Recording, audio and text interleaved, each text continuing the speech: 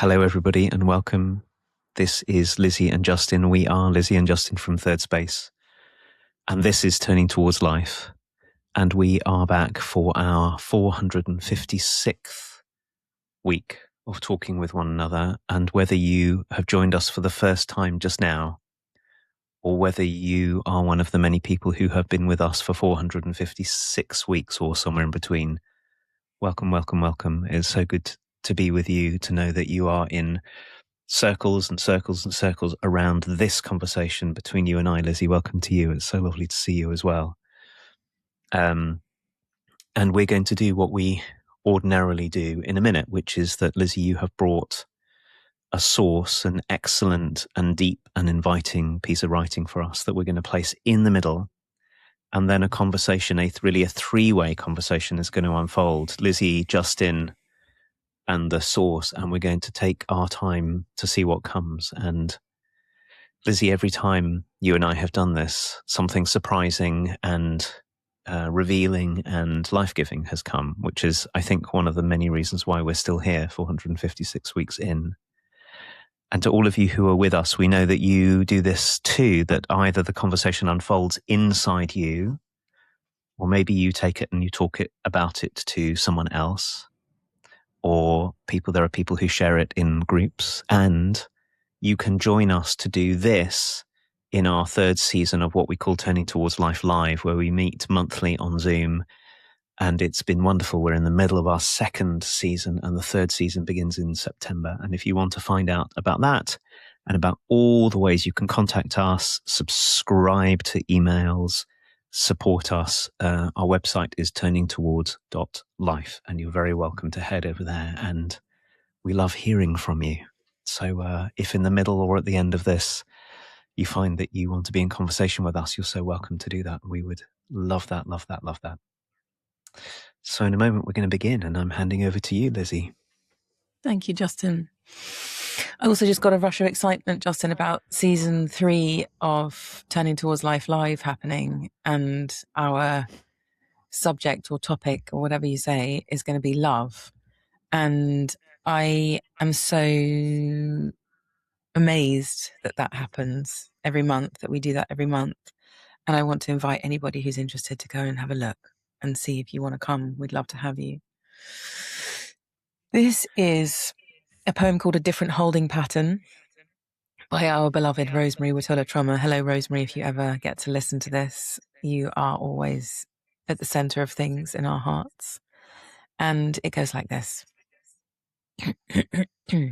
If I am to hold the world in my heart, then let me hold it the way leaves hold sunshine, trapping the energy not for the sake of holding it, but to transform it into nourishment. Though the process isn't simple, it's common. All around the globe in every season, leaves hold and synthesize whatever the day gives them. On a day when the energy of the world seems too much to hold, let me bid my heart turn like a leaf to the sun and make sugar. The way Rilke turned grief into sonnets, the way Sibelius turned war into song.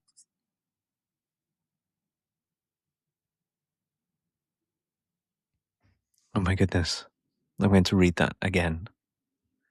And if you're listening, as you will be if you can hear me speaking, you might want to take a pause and take a breath and let Rosemary's words in so that they can hold this center place in the conversation, and know that you can find them. We will post them in the show notes and on the website with a link to Rosemary's website. A different holding pattern. A different holding pattern. If I am to hold the world in my heart, then let me hold it the way leaves hold sunshine, trapping the energy not for the sake of holding it, but to transform it into nourishment. Though the process isn't simple, it's common. All around the globe in every season, leaves hold and synthesize whatever the day gives them. On a day when the energy of the world seems too much to hold. Let me bid my heart turn like a leaf to the sun and make sugar. The way Rilke turned grief into sonnets, the way Sibelius turned war into song.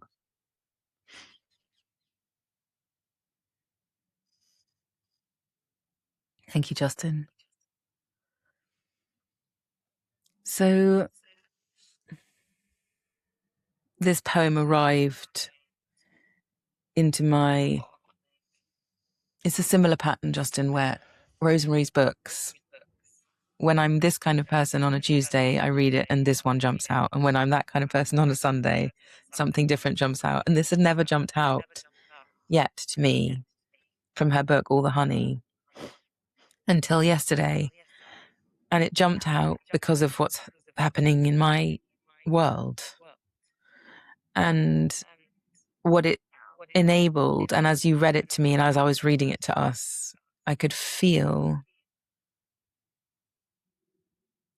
that it's the uncommon response to things being hard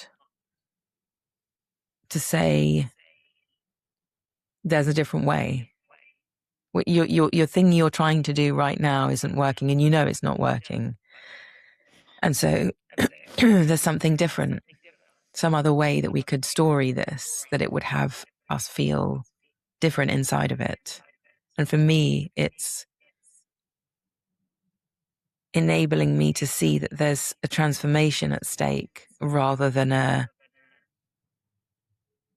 like the form of something might change. Like something new might be born that I can't even conceive of, rather than me carrying on scurrying about like a hamster in a wheel, doing the same thing as I've always done and expecting it to change on its own or something. But there's some way that I can participate in what's happening, that in this first bit, if I held it the way a leaf holds sunshine, trapping energy not for the sake of holding on, but to transform it into nourishment. So making my reason for doing something or my reason for speaking to be nourishment changes the way that I would speak, changes the way that I would think, changes the way that I would approach something. So to be one who synthesize whatever the day gives me and turning like a leaf to the sun and having a process happen that is one that is common and that happens is such a different thing than thinking I have to solve this, I have to fix it. A little bit like our brilliant episode last week of Care versus Cure. I don't have, the burden isn't mine. There's something happening here that I'm participating in. I'm not the doer, I'm not the maker, I'm not the determinant or something. And so I can participate unburdened and know there's a process unfolding in which I'm taking part. And that there's nourishment for the sake of what? A nourishment for the reason of being in it. And that just changes the whole game for me. I think this is the most extraordinary source. I was so moved by it, and then by hearing you speak. And I have to tell you just right away, and it's sort of a little side thing, Lizzie, but I have been listening to Sibelius recently. I've discovered Sibelius's symphonies.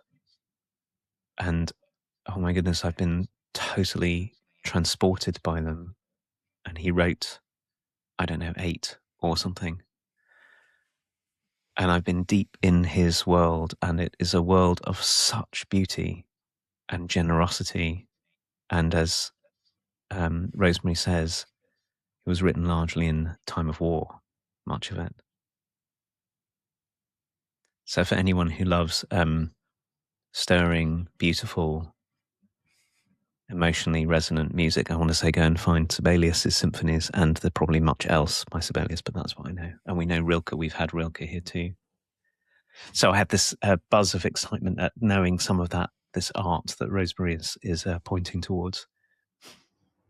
But then listening to you, the thought I had was, our hearts are, as Rosemary is pointing us towards. They are a resonant holding place for transformation. Our hearts are the organs of integration and transformation and unfolding in us. And I think there's so much to be said for cultivating a kind of maturity of the heart, so that when our hearts contract because we're frightened or angry or desperate or needy or longing or something, we've got something else we can do. And reading the poem and then hearing you talk had me think, Lizzie, about a situation I found myself in this week, where I realized, before you sent me this as our source this week, where I realized that what I was in was, oh, there's something I really want from a relationship with somebody else, something I want to change, something that I think is all to do with them. And because I think it's all to do with them, I've got into this process of doubling down on feeling angry and demanding, and like, if I keep going this way, I'm going to get what I want from the other person, and they just have to get with the program with what I want. And about halfway through the week, I caught myself thinking, oh, there it is, this human pattern that I know so well, and I suppose most of us know so well, where we think that if we boil up something inside so it's strong enough, like enough anger or enough desperation or enough want or enough force or enough something, the world will change. We'll get from the other person what we want, or maybe the whole world situation will change.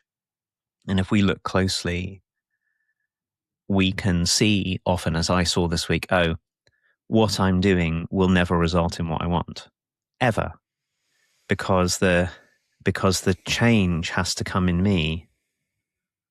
I'm pursuing a dead-end strategy. Not only is it a dead-end strategy, it's destructive to me, and it's destructive to my relationship with someone who I really care about. And it's also an excellent bit of faulty thinking, because my thinking goes, well, I obviously haven't got insistent enough yet. I haven't got angry enough yet. I haven't got demanding enough yet. So I'll keep on dialing it up. And eventually, but I think most of us, a lot of the time, if we look, we find that those strategies where we think, oh, I haven't done enough yet of the thing that I'm already doing, that's where the error is. Is doing this in the first place was the wrong idea. And mostly it's the wrong idea. And here's where something you said really, really touched me very deeply.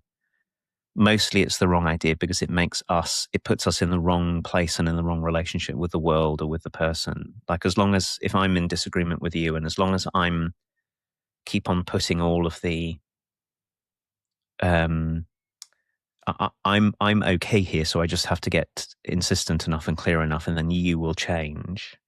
If I make that move, I'm completely ignoring everything that you said and everything that Rosemerry said, which is that really what's called for is to find out how to transform that insistence, that anger, that desperation, that arrogance, that whatever it is in me, to transform it into something that's much more like the sun, or much more like sonnets, or much more like song. Because first of all, am I getting angrier and angrier and angrier? For example, I mean, that's only one of many strategies. It's never gonna bring me the kind of warm, reciprocal, loving relationship that I want from another person. And it tightens me and constricts me. And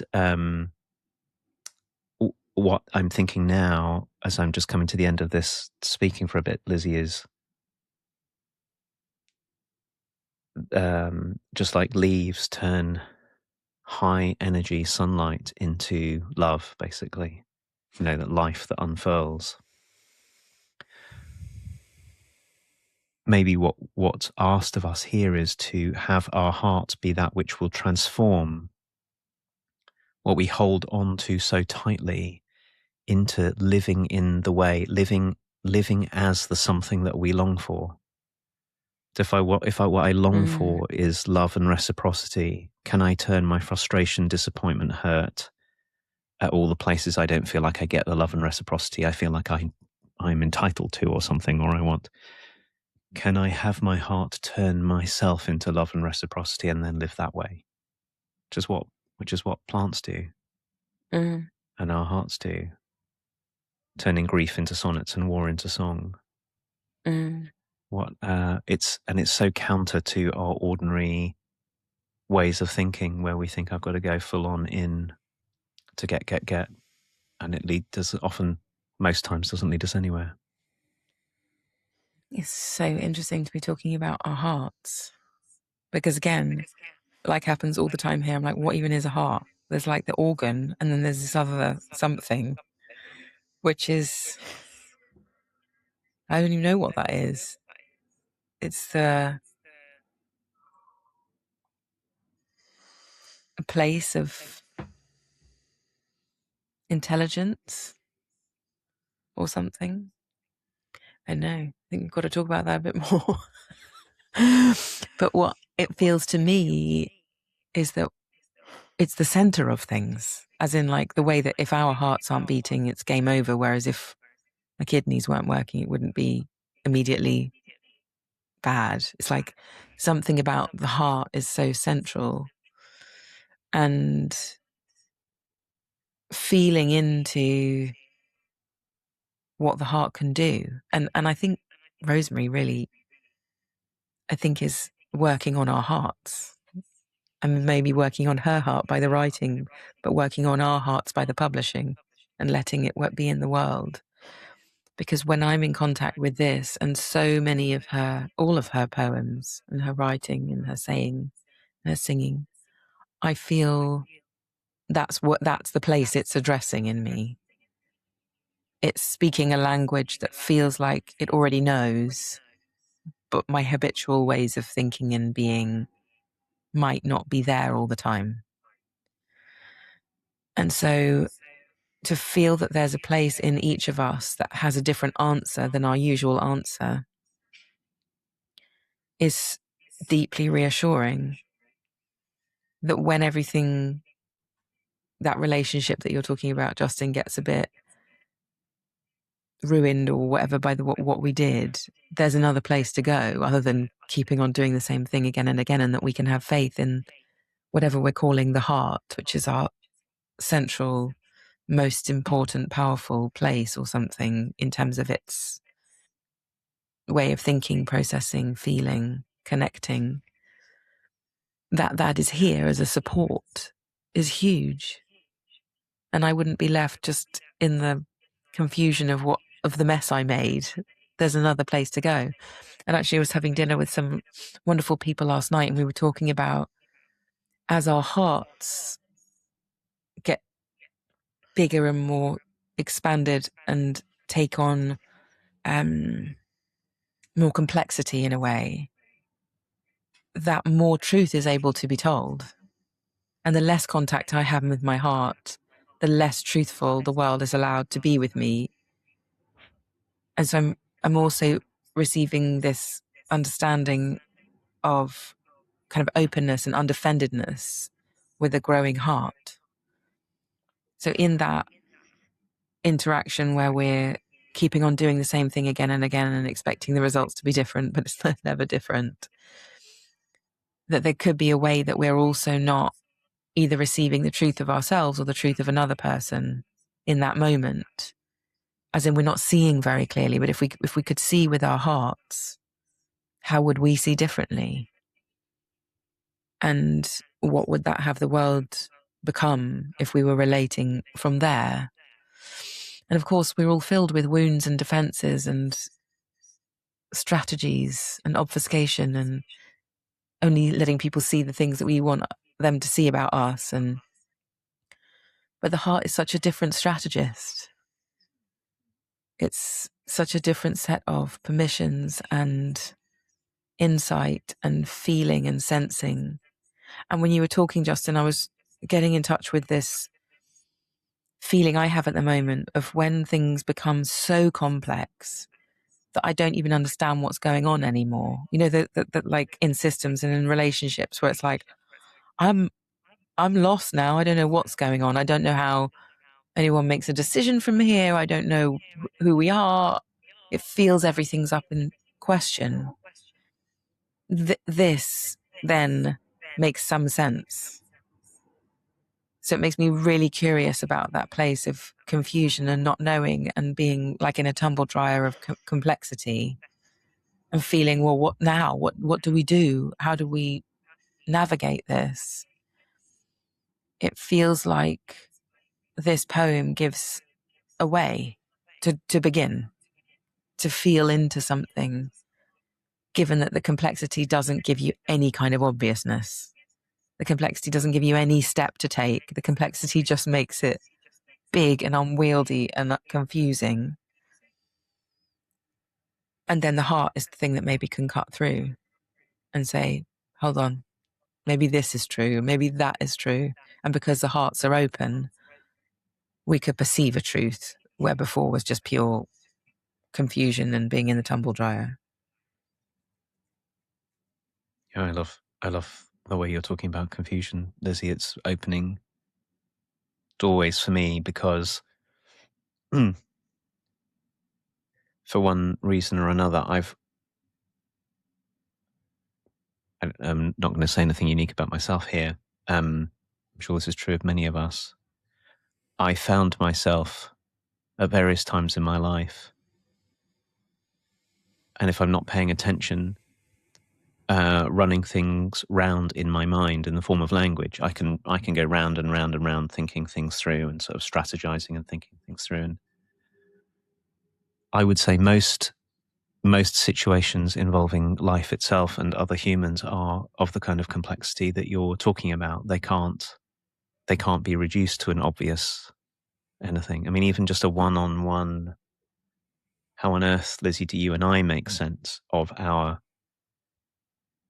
friendship and relationship that extends back over years? How could you reduce that to any one thing to be said? You could find some things to be true, but if we're in difficulty, most of my going round and round and round thinking either gets me stuck or appears to give me things to do, but they're so partial compared to the bigness of what it is to have a history with another person. And we've each got our own histories, and so that there might be that there's another place to go. And when you said a few minutes ago, so we really need to talk about what hearts are. And I was thinking, actually, I know that I really feel it. If I let myself feel and respond from this place that is in the middle of my chest, where the physical organ of my heart is, but where also the metaphorical organ of my heart is, or the spiritual organ of my heart. I don't know quite how to speak about this. I know already that something different is happening from relying only on my linguistic capacity, my capacity to put words to ideas. And it very often seems to me that there is something else there that's just waiting for what Rosemerry is inviting us into, that given half a chance, wants to hold it all, take it all in, the wholeness of everything, and let it transform into nourishment.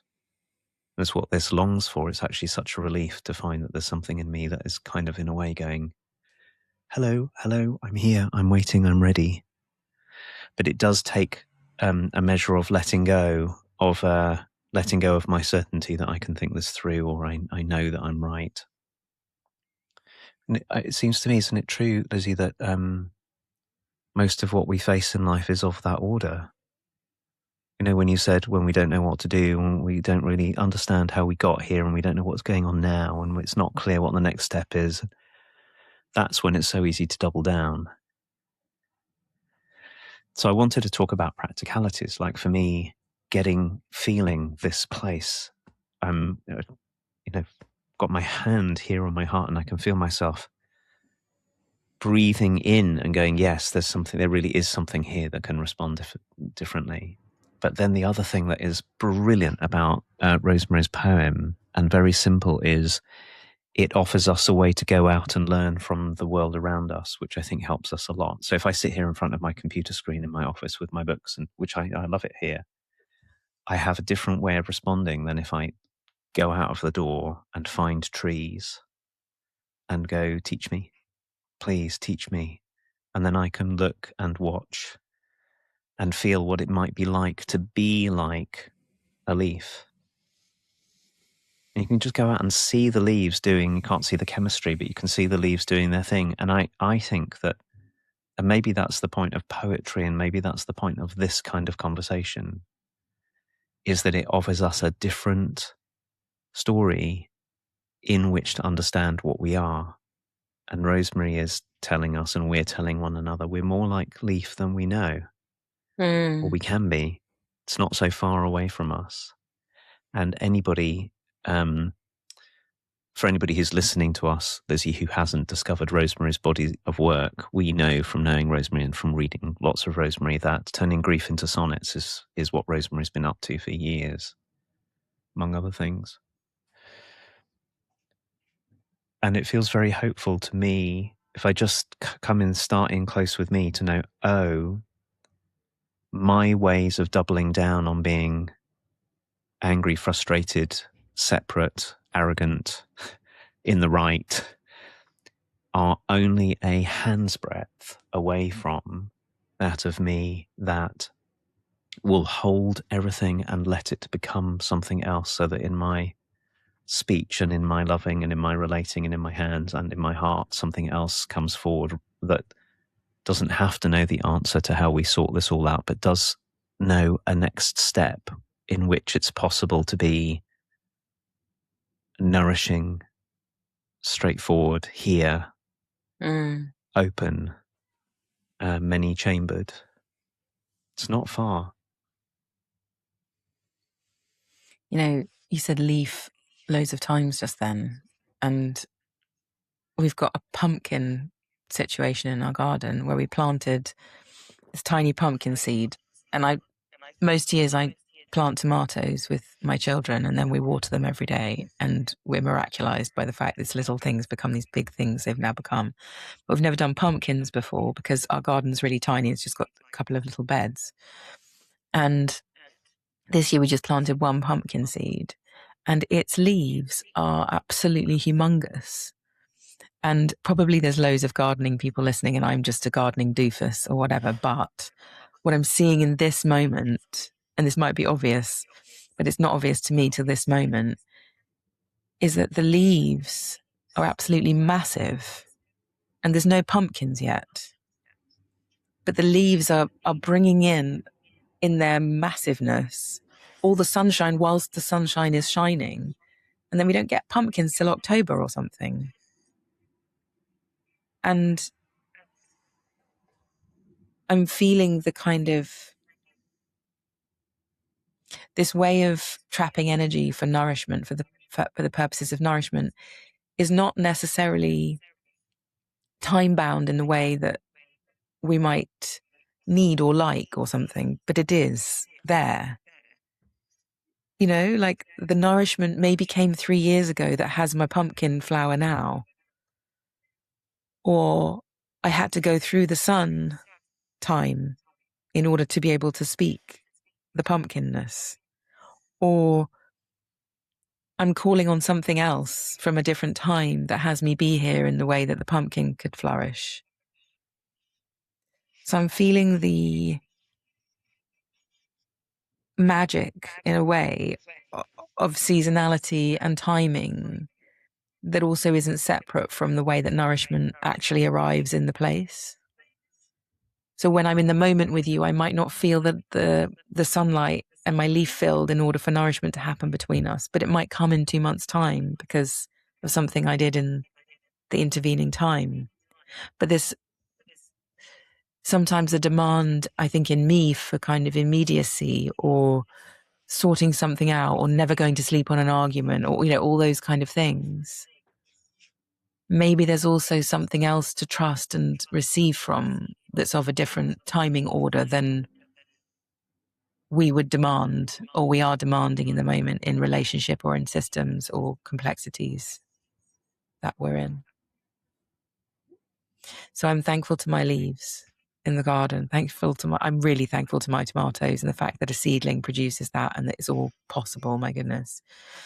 And thankful to Rosemary as well, because who knows the timing of this poem and how long the nourishment happened before this piece of fruit came. And grateful to everybody for being here and Grateful to you, Justin, for your openness and your listening and the slowness of this. It's really wonderful. So thank you, everybody, for being here. We're going to be back next Sunday again. And in the meanwhile, we will be holding Rosemerry in our hearts. I will be anyway, keeping on learning for her, reading more of her poems. And we'll see you all again next week. Thank you, Lizzie. Thank you, everyone. Bye-bye.